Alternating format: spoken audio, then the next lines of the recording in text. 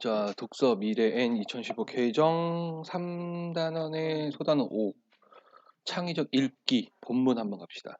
자, 육지의 배설물은 바다에 쌓인다 이렇게 되어 있네요. 자, 여기서 지금 이제 처음 중간 끝으로 되어 있네. 찰스 무어가 발견한 태평양의 쓰레기 섬, 그리고 중간 부분이 쓰레기 섬의 형성 원인과 규모, 그 다음에 우리나라 쓰레기 처리 원칙, 그 다음에 바다 쓰레기장 관련 정책, 그 다음에 해양 오염을 막기 위한 노력의 필요성, 이것이 개인적, 국가적으로 대안을 제시합니다. 자, 그러면은 뭐예요? 글쓴이가 제기한 문제사항이 뭐냐? 바다가 오염되고 있다는 거네, 그죠? 육지의 배설물은 무엇이냐? 이거는 이제 구체적으로 찾아봐야 될 거고.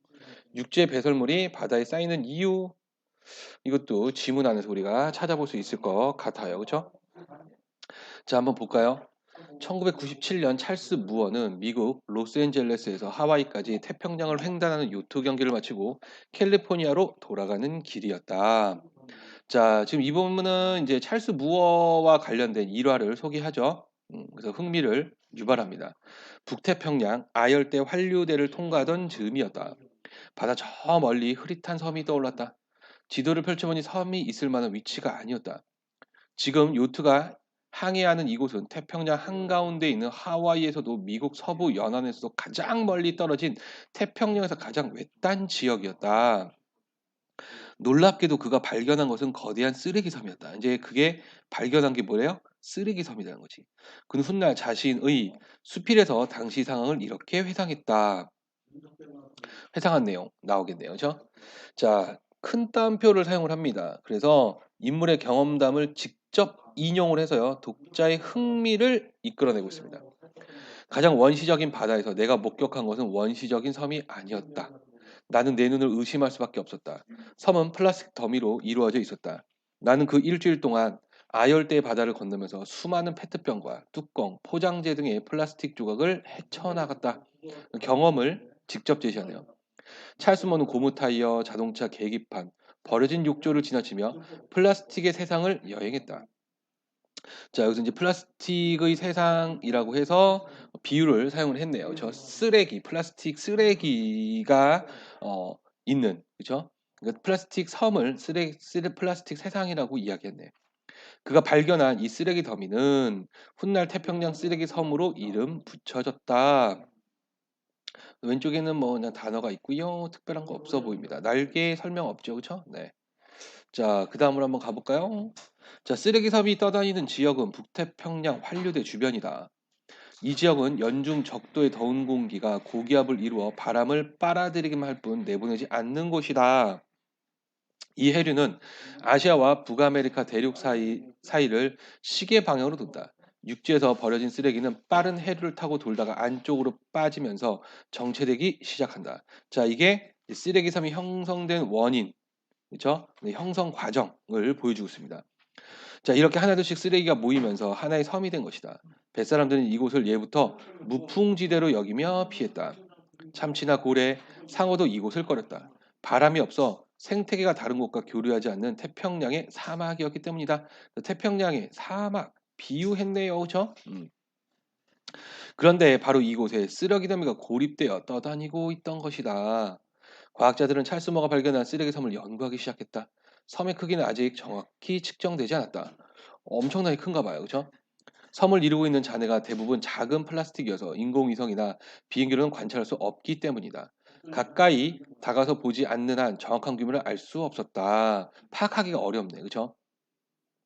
그래서 과학자들은 일부 표본을 토대로 규모를 추정했는데 작게는 70만 제곱킬로미터에서 크게는 1,500만 제곱킬로미터에 이르는 것으로 보고 있다. 태평양 전체 면적의 0.4%, 8.1% 이른 크기다. 엄청 크네요. 그렇죠? 태평양 쓰레기 섬의 쓰레기들은 모두 인간이 버린 것들이다. 자, 우리가 버린 쓰레기들도 남이나 동해를 지나 이곳으로 흘러들었을 것이다. 자, 지금 보면은 이 서술의 범위를요. 태평양에서 남해, 동해로 바꿨죠. 그래서 서술 대상을 인간에서 우리로 축소를 했고 이야기 흐름을 전환시키고 있습니다. 이제 우리의 이야기를 하겠다라는 거죠. 그렇죠? 그래서 지금 그림으로 이렇게 설명해 줘. 이렇게 도는 거예요. 북태평양 환류도 이렇게 계속 이렇게 빙글빙글빙글빙글 돕니다. 그러니까 이제 점점점점점점해서 여기서 이제 정체가 되는 거죠. 그렇죠? 이 사진을 확인하면 되겠네요. 그렇죠? 자, 북대문 한류대 주변에 쓰레기 현미 형성된 이유. 자, 그래서 지금 보면은 적도의 더운 공기가 바람을 빨아들이기만 하고 내보내지 않아서요. 쓰레기가 해류를 타고 돌다가 정체가 되는 겁니다. 그렇죠? 바람이 불지 않기 때문에. 그죠? 자, 육지의 쓰레기는 육지로, 바다의 쓰레기는 바다로 버리는 게 원칙이다. 자, 이게 이제 쓰레기 배출의 이제 기본 원칙을 제시했네요. 자, 우리나라도 이 원칙을 적용하고 있다.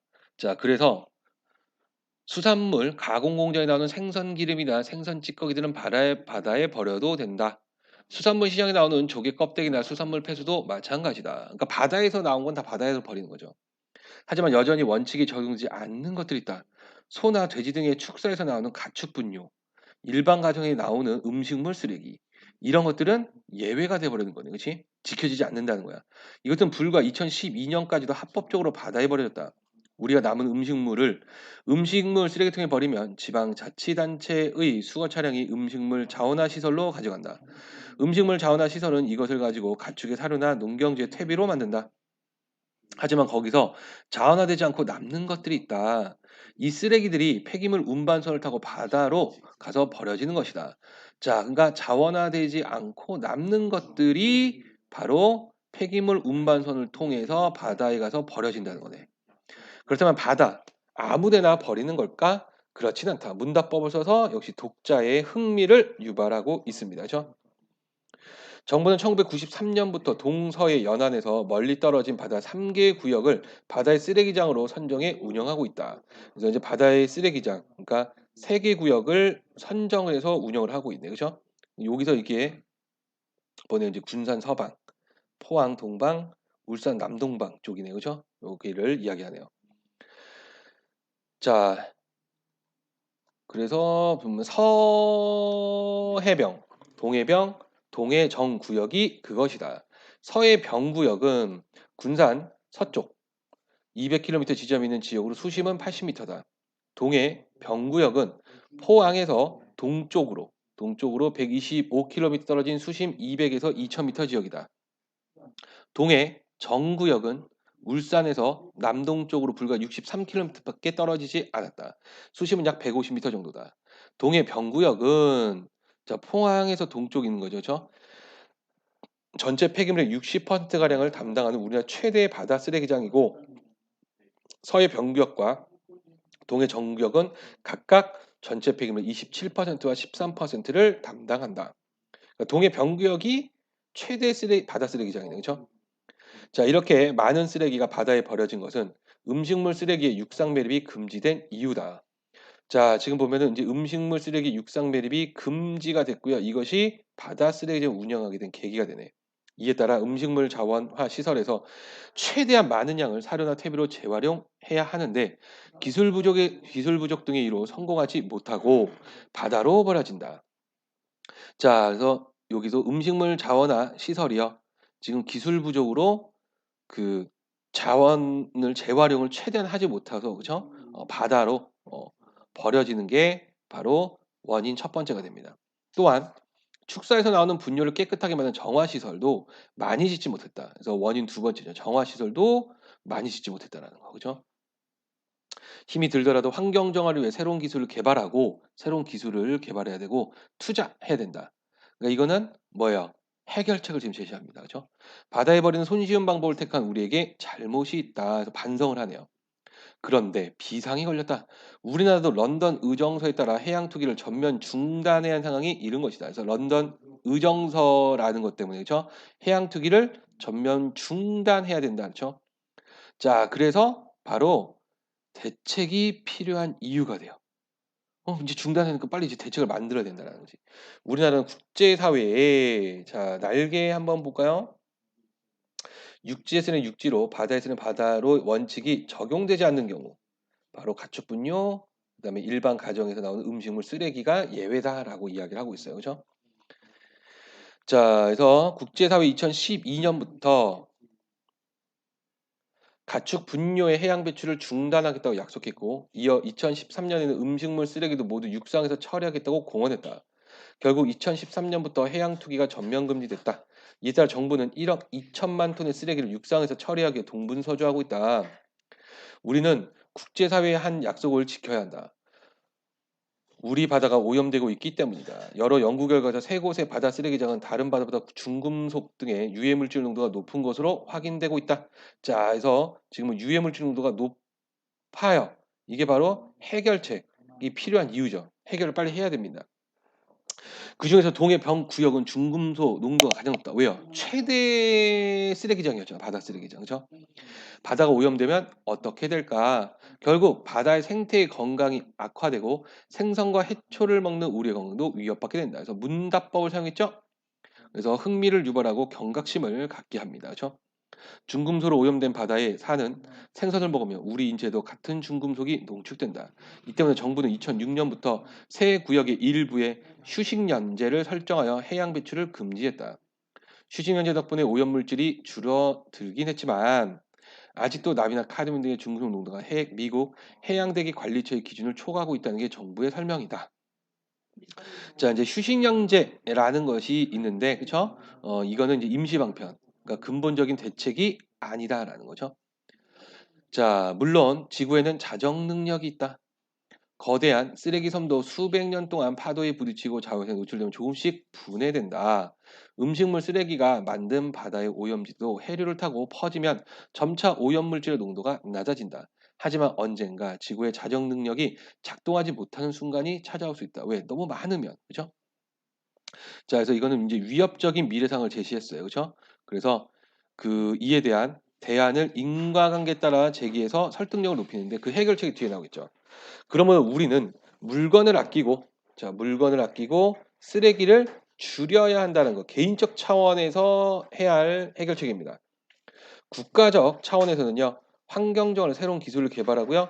투자를 해야 된다. 이건 국가적 차원이에요. 그죠? 자, 지금은 결코 우리를 기다리지 않기 때문이다. 이렇게 이야기를 하네요. 자, 오른쪽 날개에 보면 바다에 계속해서 쓰레기를 버리면 어떤 문제점이 생기게 될까? 바로 생태계 건강이 악화되고요. 오염된 해산물을 먹고 인류도 피해를 보게 될 겁니다. 그렇죠? 어, 바다에서 나오는 거 되게 맛있는 거 많은데, 그렇죠? 네. 관련 논설문이죠. 주장을 하고 있어요. 그리고 일부 설명하고 목적은 당연히 설득이죠. 주장을 하니까 주제는 해양 오염의 심각성 그리고 해양 오염 방지에 대한 노력의 필요성을 이야기하죠. 특징 중요합니다. 한번 볼까요? 흥미로운 일화를 소개했죠. 앞에 이제 예를 하나 들어줬고요. 그래서 독자의 관심과 흥미를 불러일으켰습니다. 과학적 근거 자료를 제시해서 신뢰성을 높이고 있지요. 자, 여기서 과학적 근거 자료는 뭘까요?